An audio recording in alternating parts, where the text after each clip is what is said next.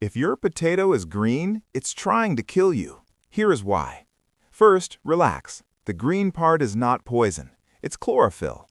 Chlorophyll is what plants use to capture light. It's basically plant sunscreen. So why is green a problem?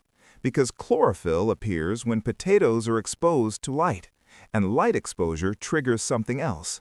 That something else is called solanine. Solanine is a natural toxin. The potato makes it to defend itself.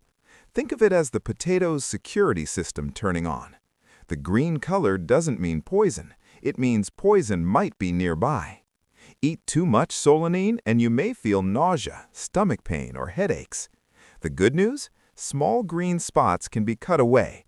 But if the potato is very green, heavily sprouted, or tastes bitter, throw it out. To prevent this, store potatoes in a cool, dark, dry place. Light triggers chlorophyll. Chlorophyll signals possible solanine. Control the light, control the risk.